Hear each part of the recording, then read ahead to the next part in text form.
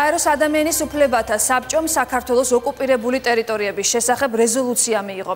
რეზოლუციაში ადამიანის უფლებათა საბჭო კიდევ ერთხელ ადასტურებს საქართველოს სუვერენიტეტის და ტერიტორიული მთლიანობის მხარდაჭერას მის საერთაშორისო აღიარებულ საზღვრებში და გამოთქვამს სერიოზულ შეშფოთებას საქართველოს აფხაზეთის და ცხინვალის რეგიონებში ეთნიკური ქართველი მოსახლეობის წინააღმდეგ დაფიქსირებული სხვადასხვა სახის დისკრიმინაციის, უკანონო დაკავებების, სიცოცხლის საკუთრების და ჯანდაცვის უფლებების დარღვევის, ასევე მშობლიურ ენაზე განათლების მიღების შეზღუდვასთან დაკავშირებით. ადამიანის უფლებათა საბჭო ხაზს უსვამს ჟენევის საერთაშორისო მოლაპარაკებების მნიშვნელობას, რომელიც 2008 წლის 12 აგვისტოს ცეცხლის შეწყვეტის შესახებ შეთანხმების საფუძველზე შეიქმნა. დოკუმენტში გამოთქმულია შეშფოთება, რომ რეგიონულ და საერთაშორისო მონიტორინგის მექანიზმებს არ ეძლევათ აფხაზეთის და ცხინვალის რეგიონებში შესვლის საშუალება. აღნიშნულიდან გამომდინარე, რეზოლუციაში არის მოწოდება მოხდეს უმაღლესი კომისრის ოფისის და მონიტორინგის სხვა მექანიზმების დაუყოვნებლივი შეღწევის უზრუნველყოფა. ამასთან ადამიანის უფლებათა საბჭო მიღებული რეზოლუციით ავალებს გაეროს ადამიანის უფლებათა უმაღლეს კომისარს წარმოადგინოს ანგარიშები რეზოლუციაში ასახულ საკითხებთან დაკავშირებით საბჭოს მომდევნო 41 და 42 სესიებზე.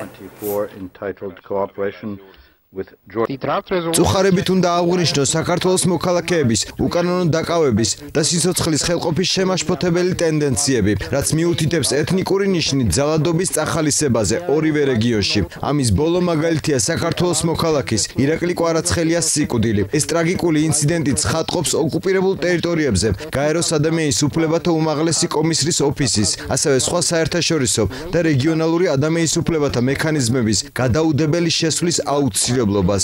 ძალზედ შემაშფოთებელი მოხსენებები საქართველოს ოკუპირებულ ტერიტორიებზე ჩადენილი დარღვევების შესახებ ხაზს უსვამს ადამიანის უფლებათა სიტუაციის გამოსწორებისთვის დამოუკიდებელი მონიტორინგისა და ანგარიშგების საჭიროებას ისეთი ავტორიტეტული ორგანიზაციების მხრიდან, როგორიცაა გაეროს ადამიანის უფლებათა უმაღლესი კომისრის ოფისი. ამის საჭიროებაზე მეტყველებს ასევე ირაკლი კვარაცხელიას გაურკვეველ ვითარებაში სიკვდილი.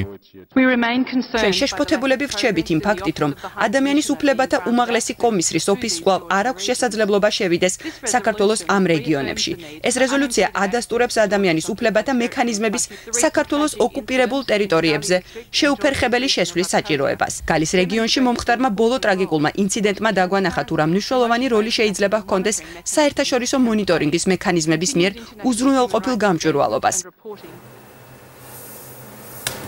გაეროში მხარდაჭერილ რეზოლუციას შეფასებები მოყვა თბილისში. ხელისუფლებაში მიიჩნევენ, რომ მსგავსი რეზოლუციები გრძელვადიან პერსპექტივაზეა გათვლილი და მუდმივად ახსენებს პარტნიორებს ოკუპირებულ ტერიტორიებზე არსებულ მძიმე ჰუმანიტარულ ვითარებას და ადგილზე ადამიანის უფლებათა დამცველი საერთაშორისო მექანიზმების დაშვების აუცილებლობას, რაც რუსეთის წინააღმდეგობის გამო ამ დრომდე ვერ ხერხდება.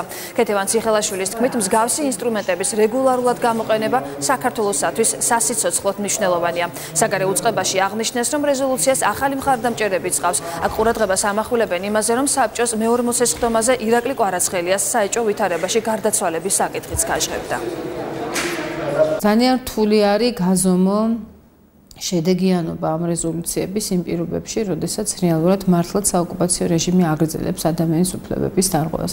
მაგრამ გარწმუნებთ, რომ ამ ინსტრუმენტების მუდმივი რეგულარული გამოყენება არის სასიცოცხლოდ მნიშვნელოვანი სწორედ იმ ხალხისთვის, ვის უფლებებზეც არის საუბარი, იმიტომ რომ ეს უფლებები იყოს გარანტირებული, დაცული და არა ვინმეს ნებასურველზე დამოკიდებული, განიხილავს თუ არა მაგალითად რუსეთი დღეს თუნდაც გაეროს ადამიანის უფლებათა საბჭოს ფორმატში ან ჟენევაში ამ საკითხს. აღინიშნა, რომ კვარაცხელიას გარდაცვალების ფაქტი წარმოადგენს რუსეთის მხრიდან საქართველოს ტერიტორიების ოკუპაციის შედეგს და მოითხოვს საერთაშორისო თანამეგობრობის სათანადო რეაგირებას.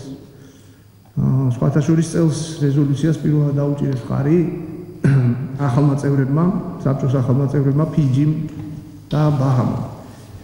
ასევე ძველი წევრებიდან პოზიცია შეიცვალა უარყოფითიდან დადებითისკენ პოზიცია შეიცვალა ფილიპინებმა.